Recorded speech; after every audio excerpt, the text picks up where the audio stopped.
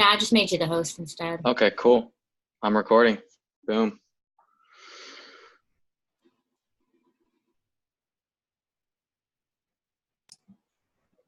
Okay, so it looks like the approach you guys are taking is you guys are trying to find like all the modulos like first, and then you're trying to find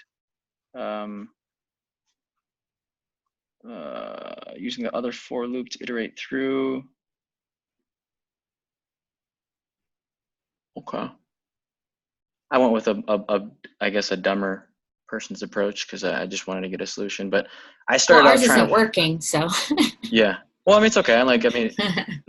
There's like there's so many solutions. Like there's so many ways to solve a problem. I went with like I wanted to just find all the factors of n first, and then after that, then I searched within there to find the prime. Actually, that's what you guys are doing, yeah. And then I searched within that list to find the prime numbers in that list. Yeah, I probably would have made a list also of all the factors instead of nesting the for loops and stuff. Well, yeah, the brute force solution is nesting, and then like as you want to optimize more and more, you'd like use a dictionary or an object instead. But yeah, I'm gonna drop the pseudocode that I have for my plan. Just maybe it'll help spark some ideas. I don't want to like give the answer right away yet. Finding if a number is at all divisible by if our target number is at all divisible by any number from Mm-hmm. If it is, we enter another for loop, although we don't actually enter the loop. And theoretically, we're then checking if. Oh, sorry about that. That's okay. I would love to see like, okay, on line, so after line 28, push all of I into an array, and then map over that array to test if those are prime numbers or not. Mm-hmm. You could go ahead. You mean if it's at all divisible by stick them in an array and then test the array, and then just test it later? Yeah, that sounds good. That sounds good. Yeah. Good way of breaking up the right. Probably a lot of steps in one solution. Go ahead. So maybe I'll move this out for now or comment it out. Yeah. I'll just pull it out for now.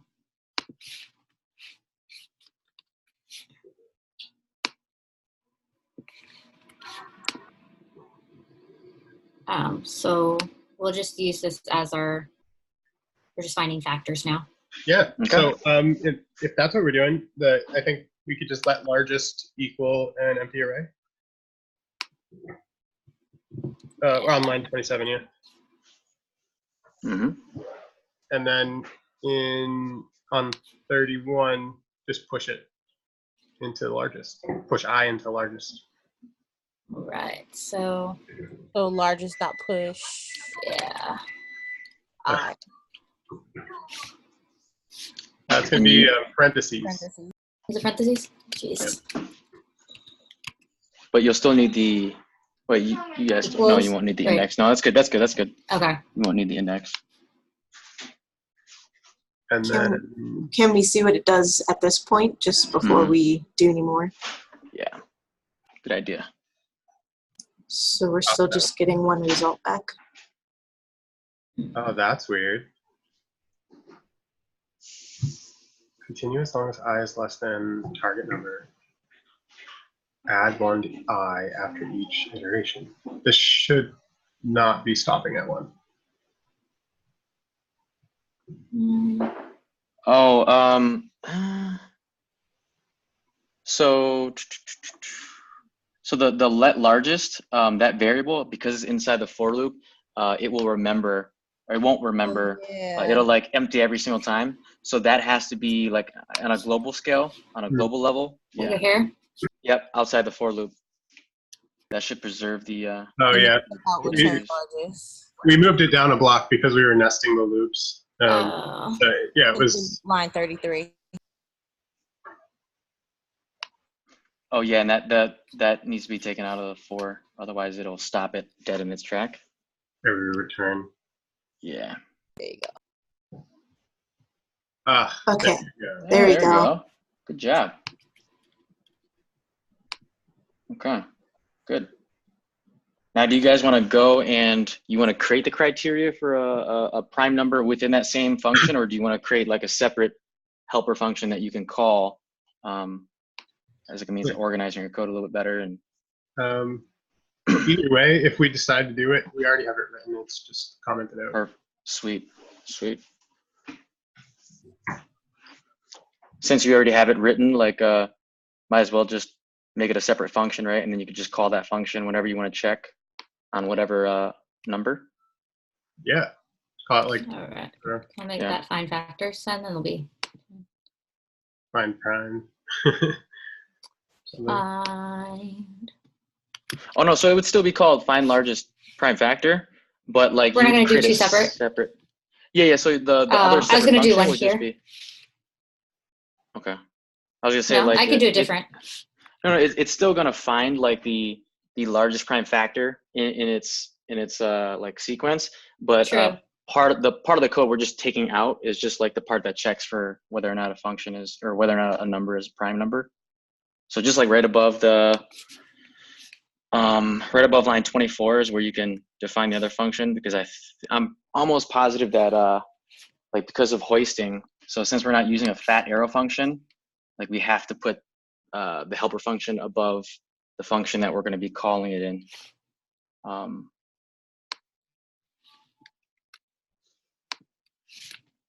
But if we use a fat arrow function, we can set the helper function below it. Just JavaScript. What's that? I said, or we can pass it in as a callback. Yep. What do you guys want to do? You just read it right there, since you already have it there.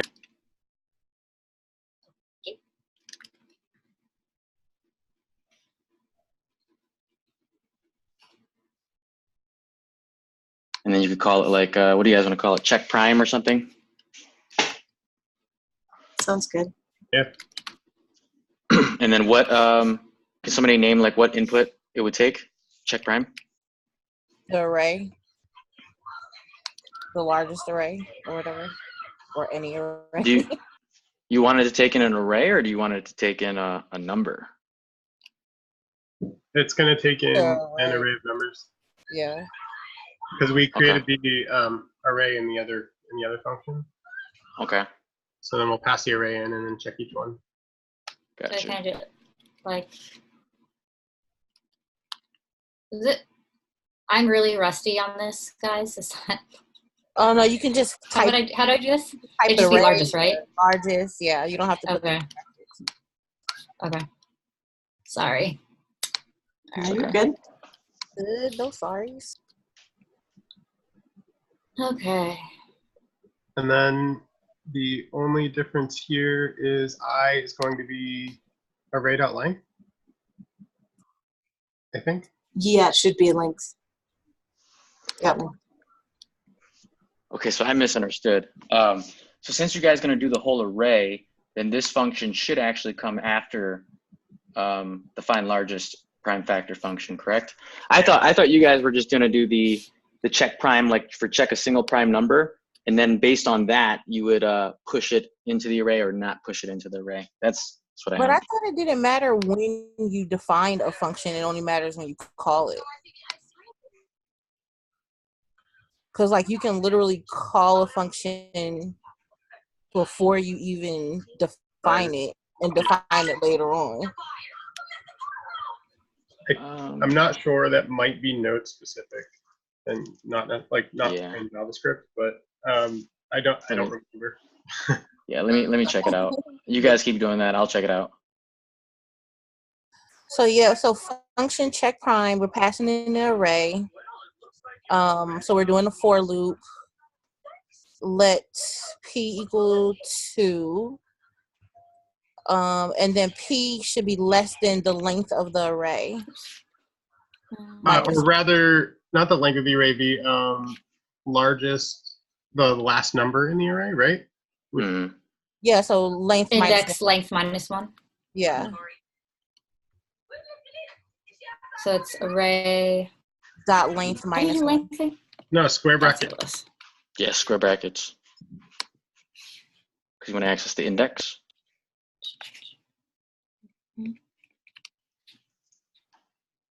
Like that? You can just do array minus 1 for the, you don't have to put length in there. You do need the opening bracket. Yeah. There you go. Yeah. So that's just the, whatever the last item is. Is that works in JavaScript too? I didn't know that. Yep.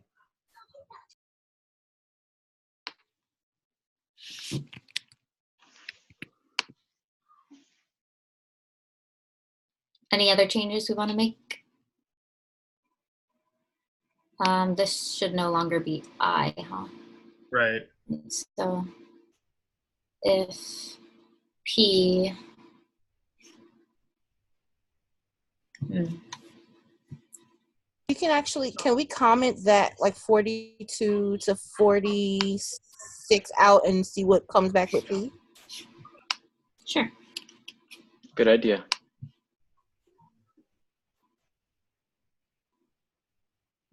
It's not showing up. Oh, I have to call this. Wait, it should be console logging, but we're not But running it, so I have to passing anything into it. Yep. Yeah. Call it, but where do we call it? I would honestly just call it with the other function inside of it. Mm-hmm. So like 35, like on line 35? Or that. like that. Okay. Yeah, because that function is going to return an array of items that we pushed in. Oh, is it still called find largest prime factor? Yeah, I think so. Yeah.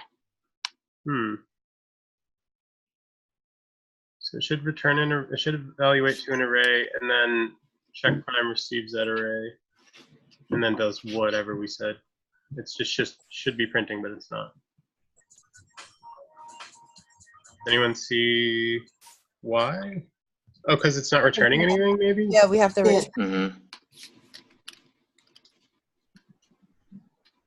Return.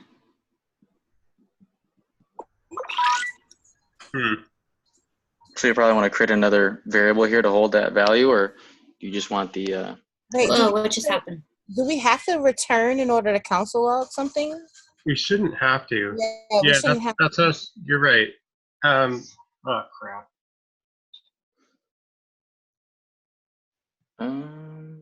you do have you did call the function though. Do you console log array on line 39 and a half? So this is what I think this is actually where hoisting comes into play, right? Because the check prime function then becomes the main function because it's on the outside of find largest prime factor on line 52. Like hoisting, what happens is like any function declarations will immediately go to the top of the compiler, and then based on that order, it'll come down this way. And so because it's not before it, I think it may have issues knowing that it's there. I don't know. Oh, so we just want So it needs to go above. Try putting it above. interesting. But if you use a fat arrow function, then it just doesn't matter where you put it. What just happened? That was weird. Same. It did print the array. Yeah. Okay. So it's printing the array, and so I think it's the for loop that is the issue. What? So it gets to line 26, but then it doesn't. Oh, it's not entering the loop. No, Right, it's doesn't not. hit the loop. Right. So can you print console log array with the brackets and -1 just to make sure that I didn't screw that up? You want me to just add it? I'll add it here. right after 26. Oh, you could do it there too. Well, it's not printing that yet, right? So Oh, yeah, Yeah. good point.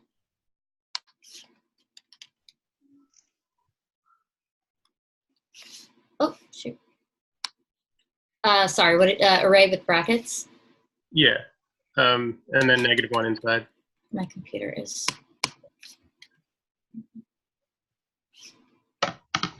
Come on, computer, you can make it. I know it's You so can weird. make it. Has to last me till Wednesday. Undefined. Okay. Okay, so check this out. This is just an alternate solution I'm just going to throw out there. So instead of pushing it into an array, as soon as you find like on your logic here for the second for loop line 43 through 47, because you guys are finding like numbers that are like that would be factors, right? And then you're pushing it into this array. Why not instead of pushing it into an array, why not create like a largest factor variable and then just set it equal to 0 so it knows that it's going to be a number, and then just change the value of that every single time whenever you find the largest one. So you'd have to create some sort of conditional that says, yo, if I is greater than what largest factor is, then switch it. If not, don't do anything. Leave it the same. That was the solution that we did first that didn't work.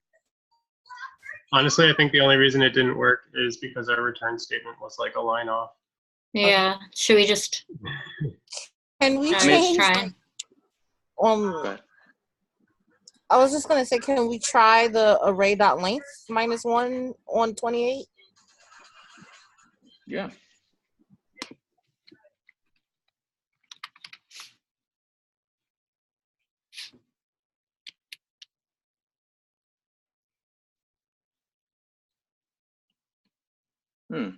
So the problem that we're getting there is we're not accessing the value of the last item in the array, which is the largest number, where only array.length -1 is the length of the array. Yeah. So we're getting like 14. Yeah. Because when we're doing a for loop, we're trying to say that we want it to run as long as the length of the array. That's true. Both really good points there. So how do we fix that? Because that conditional, is supposed to create like a range for us, basically, right? On line 28. So we establish p equals 2, that we want that to be the starting value. And then that conditional right after it, in between those semicolons, like that says, yo, like this is when you stop, when this gets right below the length there. So maybe is meant to be array at the index of p. Right. Yeah. So instead of console logging .p, just console log array at the index of p, right? Because then p is just only referring to the iteration that we're on.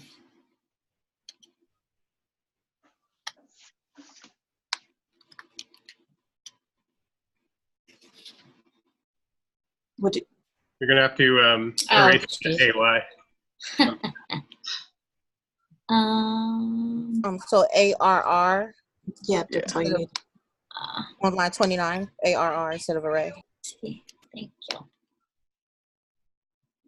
There we go. Okay, cool. That's some straight teamwork right there. Okay, cool. So now we should be able to just do the check right below. We probably have to change P back to 0 because we want to check 1 and 5 also to make sure it's prime.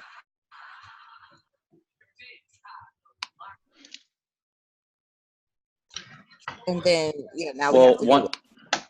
One is not a prime number, so you can just start at 2.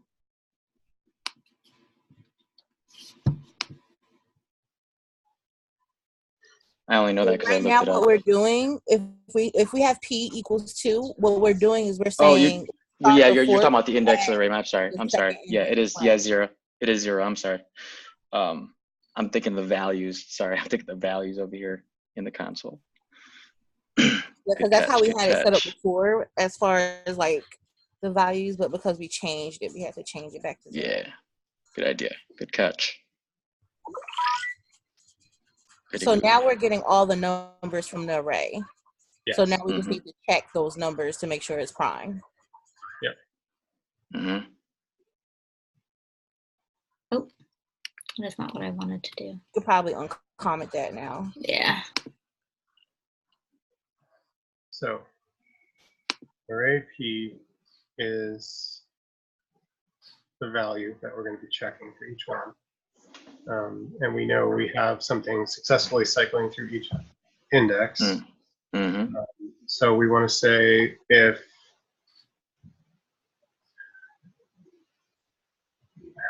how do we word this, right?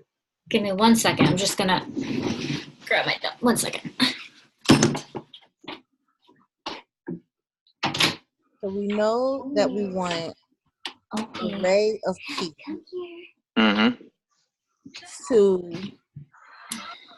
have a remainder of 0 Mm-hmm. when only divided by 1 and itself. Mm-hmm. So I missed. So if this and something, what am I missing? She was just speaking out loud. She was thinking out Oh. loud. So maybe we can change I to be array of P. Just Oops. ARR. Yeah, and I hit curly braces. Is And what do we divisible divide by, that by? Right. What do we want to divide that by in order for it to be? So this is where like you Yeah. generally run into this is where you run into the problem, because like this problem it inherently requires like a nested for loop, right? Because the outer for loop, the big one, like that one gives you access to like a outer range of numbers, and then like the inner for loop, that gives you access to like those individual numbers at each of the big index. So you might have like 1 on the outside, and then you might have like 1 through 5 on the inside. And for the one on the outside, you'll go 1, 2, 3, 4, 5. Oh, none of those are prime. Okay, you go to the next big number, 2, and then for each one of those, you go 1, 2, 3, 4, 5. So that nested for loop allows you to check basically all the numbers that would be factors, that could be factors for the number you're looking at. Sorry, that was probably really confusing.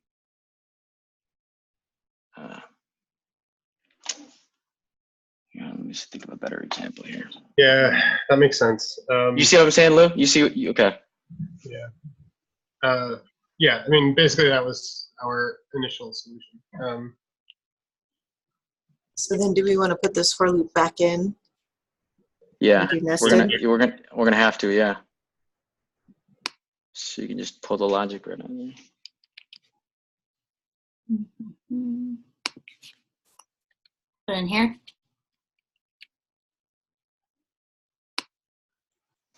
Yep. Wait, what just happened? If let's log there.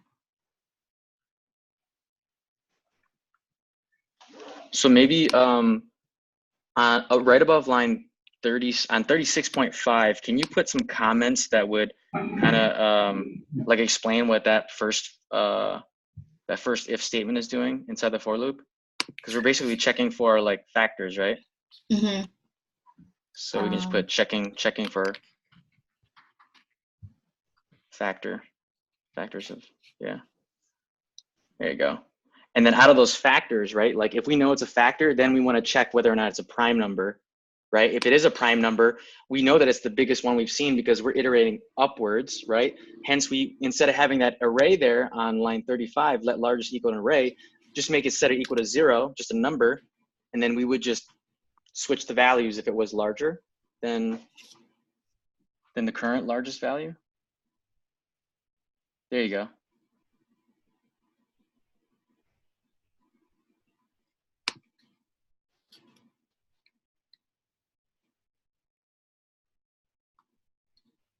right? So then, Something looks off. Oh, my if is not closed. Wait, yeah, it's closed. is it? This is missing one, right? Yep, the for loop is good. Oh, that if. This one. Yeah, I think you're right. Yeah.